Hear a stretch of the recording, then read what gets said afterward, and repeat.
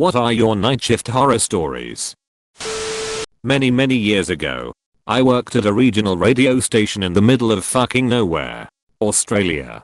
I was the overpass operator, keep the overpass playlist running, set up for the morning, do all the manual checks for the next day, and jump on the desk if anything funky happens. I spent a lot of time sitting in what was essentially a tin shed in the middle of a paddock, with my dog, shoes off, listening to 50s and 60s music, and doing crossword puzzles. Except one night, when the roo shooters came through. They spooked the kangaroos in the paddock, and one of them jumped headfirst through our office window. So there's me, barefoot and half asleep, when this 6 feet tall kangaroo smashes through the glass window. Blood and glass everywhere. My dog starts chasing the kangaroo. I'm chasing my dog. And the kangaroo bounds around the office, knocking shit off desks in the dark. Bleeding everywhere. I ran and opened the studio bay doors, and my dog chased it outside, where, I'm assuming, the poor thing, the kangaroo, was shot. Then I had to call my boss. Edit, banged it. The dog was fine. She lived a long and healthy life, occasionally being bullied by our pet cock eel. Pet tax, https://imga.com/a/k5llg7m. Worked a parking garage at the airport, cleaning the top deck, and noticed about 100 ravens all over a truck with a tarp over the bed. Took my flashlight expecting something awful. Noticed as I got closer the smell and the ravens taking turns going in a hole they had torn open and popping out covered in gunk. Some guy left a broke down beater with a couple animal carcasses in the back to rot. No heads. Checked the logs and the damn truck had been there since November, and it was April. So everything was just thawing and breaking down. Not mine, but I used to work at a small hotel and the manager there told me a terrifying night shift story. It was about midnight when she got a call at the front desk from a man. He said that he's with his 8-year-old daughter who dances competitively and needed advice on what she should wear. She gave him some basic fashion advice. He asked my manager, what about fishnet leggings? Do you think those are too sexy? Then proceeds to talk in graphic detail about how he thinks his own daughter has been trying to seduce him for weeks, and how he's starting to enjoy seeing her dance in these cute outfits. Meanwhile, my manager is looking through a computer system trying to figure out who this man is, so she can call the cops. However, the room he was reportedly in was empty. The man ends up hanging the phone up before she could find out where he was truly calling from. A couple months later at around 11 PM, my manager answers a desk phone.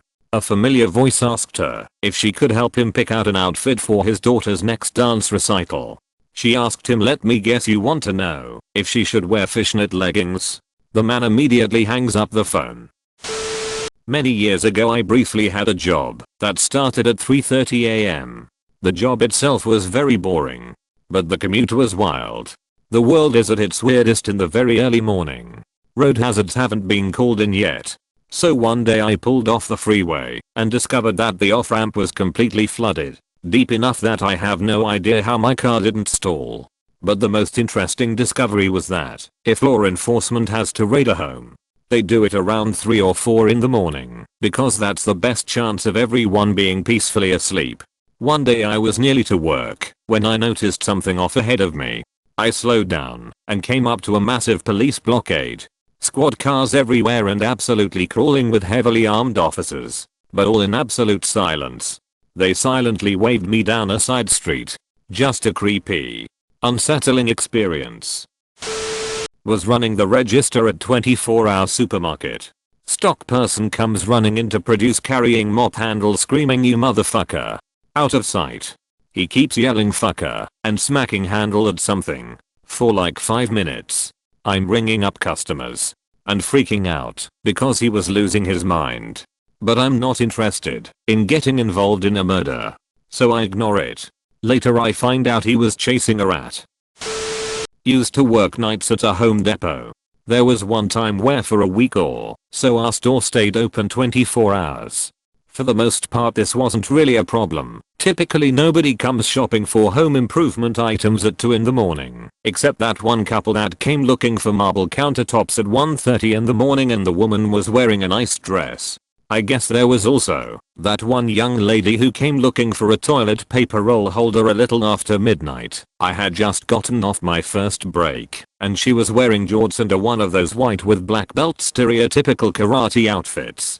She was oddly specific about which roll holder to get to. But the real story lies within the insulation. It was nearing 3 in the morning and me and another guy were stocking insulation, as well as fixing the bays and some such maintenance. A bunch of big R30s had fallen in their bay, and while I was sorting through them a fucking hand came out of the mess and grabbed my arm. I lost my mind enough for not only the guy I was working with to freak out but also for my boss, who was across the store, to come check out the commotion. Turns out a homeless drunkard had come into the store at some point, and I can only assume before the night crew showed up, and had made a nest in the insulation, where he fell asleep. The dude was in bad shape, too. Like, far gone into whatever inebriation that we had to call the police to remove him. I was always a little more cautious around the insulation after that. For at least the time the store stayed open 24 hours. I used to work night shift as a care aide in an old folks home. It was already creepy. The home was an old hospital that was converted. Some asshole kept walking around the courtyard after dark dressed as the Grim Reaper knocking on doors. It was actually really scary. He ran off, and the facility got a security guard for a few weeks. I worked in a residential treatment center for teen girls. One girl with some severe trauma, rape, abuse, came sleepwalking into the room screaming to please untie her while clawing at her wrists. She was begging me to help her because he's torturing me. I sat her down and pulled her bracelets and watch off. She went completely limp, then got up and went back to bed. It freaked me out seeing the raw emotion of her trauma, since she was always smiling and relatively calm during the day. Another time I was doing my nightly checks and a guy suddenly walked out from behind the door coming at me. I screamed and threw my flashlight at him. It was a smiley face balloon. Warning. Medical gross stuff incoming. And X200B. I worked in an emergency room. The worst night that comes to mind involves a patient that was bitten by a baby timber rattlesnake. He was bleeding out of every single orifice by the time he got to us. More blood than I'd ever seen before outside of a motorcycle vs 75 mph head first to asphalt. I don't remember how many doses of Crawford we gave him, but it was the hospital's entire supply. But trying to get him stabilized, arranging the helicopter transport to a bigger and better equipped facility. All the blood. Those weren't the worst parts. The worst part was when the patient lost control of his bowels. I will never, ever forget that smell. I spent the entire time standing by the door with a battery-powered fan and a handful of gauze pads saturated with cinnamon oil trying to reduce some of the smell. The doctor occasionally stuck her head out, just so I could waft the cinnamon oil in her face. Yes. By some miracle, the patient did end up surviving. And as far as I know he made a full recovery. But the blood, the smell, and just the shock of it all. Yeah. Never underestimate a baby timber rattlesnake. Was an orderly in a hospital. 2 of us were sitting in the basement office adjacent to the morgue. A guy passed our office, looking at us a little shifty. Came back again and asked if we had access to the morgue. We said yes, thinking he was doing a pickup for a funeral home. But that seemed strange given it was around 12 o'clock to 12:30 a.m. Nope. He wanted to pay us to let him in and leave him alone with the bodies for an hour. We escorted him up to security. Apparently he had tried it in the past, as security knew him. Work in the winter for me is plowing and snow removal. It was late, and I had been out for over 24 hours at this point. Pulled over into a small cul-de-sac with the nearest house being over 100 yards away, so I could let the truck stay on, so I could stay warm. 6-wheel Mack things loud. As I'm nodding off, there was a very loud bang, and it felt like someone then pulled on my driver's side door handle. Luckily I always lock my truck doors. I immediately threw on every strobe/rear/headlight and started looking around, and I saw absolutely nothing. It scared the shit out of me.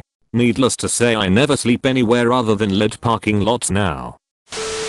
Did hospital security for about 2 months.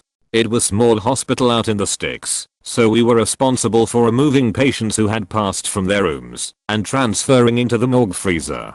We had just brought a decedent to the morgue and, right before we were about to transfer them to the freezer, their cell phone rang. Granted, pretty tame compared to some stories, but at the time it gave us a decent fright. Leaving one night from work, I was followed by a log truck, and it kept going faster and faster until I was at 100 miles per hour. I pulled off as the truck blew past my car, rocking it. Thing was, there was twisty turns ahead. Couldn't find the truck. Update. No, he wasn't experiencing brake failure. This was on an uphill, which the route is slow and progressively uphill. I'm not on the Grapevine or 4th of July pass. It was just hauling ass. They were running bobtail. Usually if a truck loses brakes, the driver would probably engage engine brakes and downshift. Worked as an evening manager at a major Hilton property. Got a complaint from a bunch of guests about the noise coming from one of the rooms. Turns out, a drunken man was beating the shit out of his wife and had the door barricaded so we couldn't get in. I called the cops, and they had to get into the room using the balcony from the room next room over. I'm still traumatized by what I saw when they finally arrested him and got the wife out of the room. She was covered in blood. It was horrifying. Used to work night shift at a 24-hour Walmart. Customers are nuts enough in the daytime, but they become weird after midnight. Once had an elderly guy come in wearing only a jean jacket and fishnet stockings. He came up to my register, leaned in, and asked if we carried anything to get rid of lice. Those plastic barriers all stores have now to protect cashiers. They need to keep those even after the pandemic ends. I lost count of the times customers got into my personal space to ask about products for fleas, lice, rashes, etc. Worked at a distress center almost 10 years ago. Was on the 12 AM to 6 AM shift.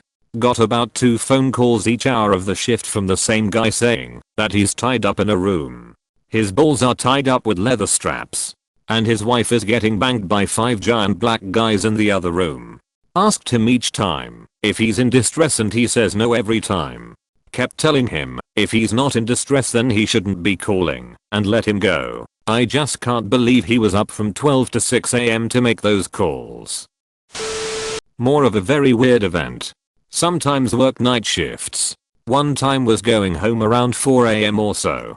It was pitch dark outside and very quiet. Person on a bike came out of nowhere. Said he remembered me from middle school, even said the right school name, and rode off. I was once staying late doing some scenic painting in a college campus theater. It was late. Pitch black dark outside and very quiet in the building. A few of us were up on the stage. Not really talking. Just taking care of business when suddenly I saw out of the corner of my eye something go very quickly by the open door to the lobby. WTF.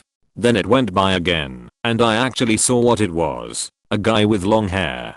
Wearing pajamas. And no socks or shoes. He was tiptoeing in a very exaggerated way. Pulling his knees up very high. And grinning. WTF. Exclamation mark. We all made eye contact, and one of the other painters was just about to go shut the door when the dude walked right in. He stood there staring at us for a full minute. You could have heard a pin drop. He threw his arms out to the sides dramatically and said, "I'm your savior." Jesus Christ. No one responded and he eventually walked out. I guess he was hoping to get more of a reaction. The door was promptly shut and locked behind him and security called. They were not impressed. Turns out that he was a patient at some sort of group home nearby and had done this multiple times. I still get creeped out to this day if I'm working in a theater at night though. It was 3 AM. Popular Canadian coffee shop. There is one old baker in the back that rarely interacts with me past a dirty joke or a dirty ditty from his Navy days. Other than that I'm alone. Not another soul around the area and I expect it to remain so for at least an hour yet. I'm boxing up the day olds for the homeless shelter when I swear I see something out of the corner of my eye. It's behind me. I turn. Then look down. There's a small child standing there. A native little toddler with a fork staring at me intensely. I'm struck dumb with how absurd the situation is. How did he get behind the counter? I didn't hear the door open. Or see him come through the counter. I scanned the storefront. No one. I yell for the baker in case he has a friend or something visiting that lost their kid. He comes over and, like me, does a double take at the kid and is baffled. Kid starts muttering incoherently. I get him a glass of water and a donut hole and the baker runs out of the store to do a perimeter of the block. I call the non-emergency line and explain I have a little kid with no parents. I can't get any information from the boy. Just mumbles I can't make out. Police arrive. Baker comes back, says that he can't find anyone else in the streets. The guy from the 24/7 corner store said he'll keep an eye out. Police try to speak to the kid and also get nothing but mutterings and half-hearted gestures. They take him away. I see them again for their morning coffee and they told me the little guy walked several kilometers from the nearest reservation in the dead of night to my store. He had got into his parents' medicine cabinet and just walked out of the house. I'm floored. It must have taken that poor baby hours to get to me. Seeing him behind me like that in the dead of the night still shakes me.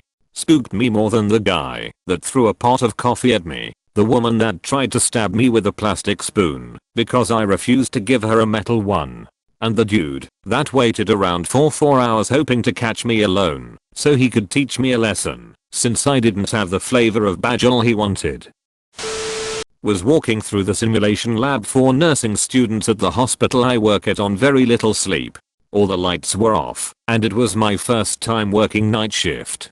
Turned a corner and saw what I thought was a person standing behind a lamp that was on. Turns out it was a mannequin holding the pull cord. Really freaked me out and I was awake after that.